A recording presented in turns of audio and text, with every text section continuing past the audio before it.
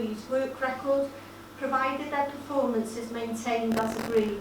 Any decision to disclose without consent, if a colleague is at serious risk of injury or death, should be documented. Jane Clough, a nurse, was murdered in a frenzied knife attack by Jonathan Voss as she arrived for work at Blackpool Victoria Hospital in July 2010. She was admitted to the hospital's accident and emergency department, where her colleagues tried in vain to save her. Voss, described as manipulative, controlling, and he was free to kill after being given bail while awaiting trial over allegations that he repeatedly raped her. The rape charges were dropped after her murder. John and Penny Clough, her parents, were angered by both decisions, first to allow him bail following the allegations and then to allow the rape charges to lie on file. The court heard Jane Clough kept a diary detailing her abuse and fears of Voss and what he might do. Voss was charged with 9 rapes and assaults in November 2009 and told a work colleague, an ex-boyfriend of Miss Clough, if he was found guilty he would kill her, but the threat was dismissed as bravado. Voss's bail conditions prevented him from approaching Miss Clough and before the rape trial, but he followed her and he followed her life on Facebook, and on the 25th of July 2010, Miss Clough parked her car, walked into the A&E department to begin her shift and was murdered. The effects of domestic abuse on the whole family, and children and young people witnessing domestic abuse can be scary for a child and causes serious harm. Children who are living in a home where domestic abuse is happening are at risk of other types of abuse too. Children can experience domestic abuse, violence in lots of different ways. They might see the abuse, hear the abuse from another room. 90% of all domestic incidents occur when children are in the same room or the next room. They see the parents' injuries or distress afterwards. They may be hurt after being nearby or trying to stop the abuse. 1 in 5 children have been exposed to domestic abuse. 52% of children in care have experienced domestic abuse within their households.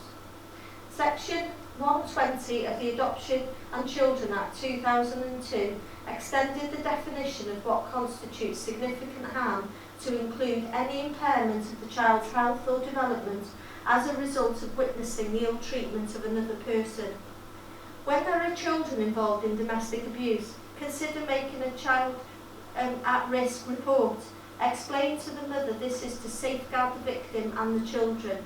There may be other reported incidents from other agencies, and this would heighten the concern. 1 in 7 children and young people under the age of 18 will have lived with domestic abuse at some time in their childhood. On just one day in 2016, 2/3 of women living in a refuge had a child or children with them.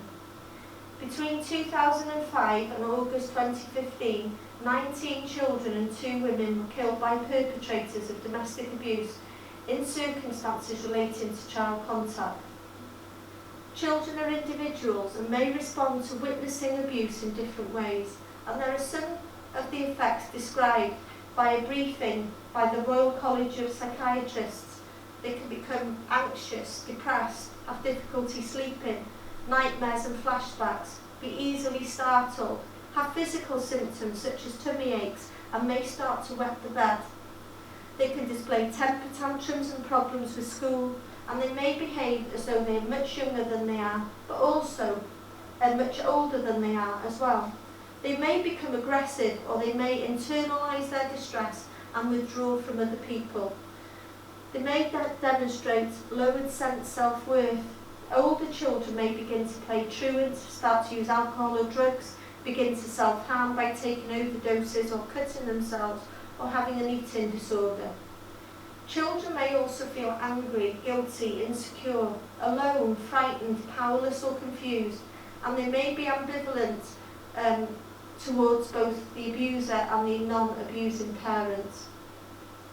The definition of an adult at risk is anyone over 18 is or may be in need of community services due to having a mental or other disability, is or may be unable to take care of him or herself, or unable to protect him or herself.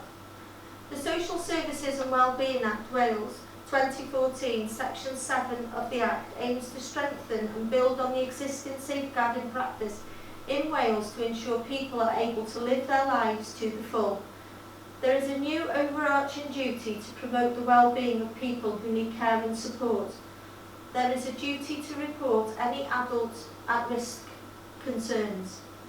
Part 7 of the Act also states that someone is experiencing or at risk of abuse or neglect, has needs for care and support, whether or not the authority is meeting those needs, and as a result of those needs is unable to protect him or herself against abuse or neglect or the risk of it.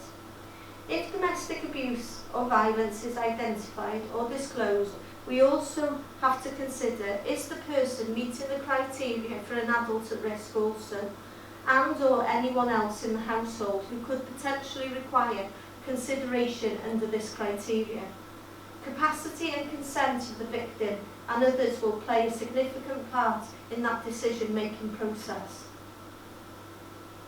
So children who are perpetrators and what to do. Domestic abuse in teenage relationships, and some work that was done by Barter et al. In 2009 states that gender stereotyping is more pronounced in adolescents. Boys who show aggression with their peers are more likely to show violence in intimate relationships.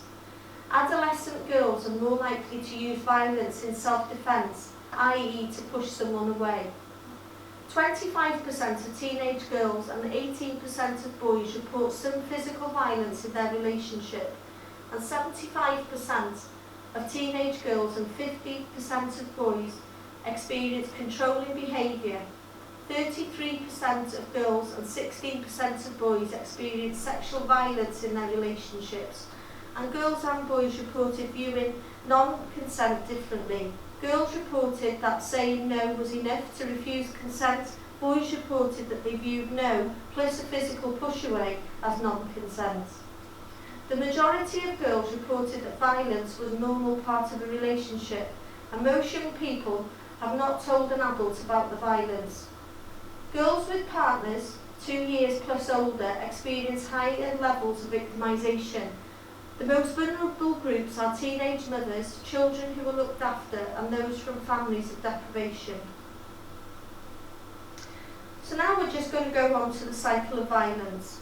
So it starts off with a tension as the cycle is repeated. The violence usually increases in frequency and severity. The tension part of the cycle, the victim feels that they are walking on eggshells. Nothing they do is right. There is no way to predict what the abuser wants. And while there may be physical violence, or at least physical violence is minimal, there is emotional abuse, intimidation and threats. The fear of violence is often as coercive as the violence itself. Then you come on to the violence in the part of the cycle. This is the actual violent episode. It includes physical, emotional or sexual abuse, and this is when a crime is committed. Then we go on to the honeymoon period of the cycle. The more times the cycle is completed, the less time it takes to complete. Abusers act differently after violent episodes. Some will ignore or deny the violence. Some will blame their anger on something you said or did. Some fear losing you and act genuinely sorry. This phase is often called the honeymoon part of the phase, and the abuser will try to make up for the violence. Act sorry, send cards, flowers, buy presents, help around the house, spend time with the family, go to church, get counselling, or make promises. The abuser may seek pity. It is important to realise this phase is an attempt to draw you back into the relationship. This phase is never a real honeymoon. Now we're going to go on to targeted compared to routine inquiry. So targeted, the VAWDASV Act requires professionals to allay a low threshold for asking. Victims want to be asked. Early intervention can reduce the impacts, including death, and it helps reduce that stigma and isolation.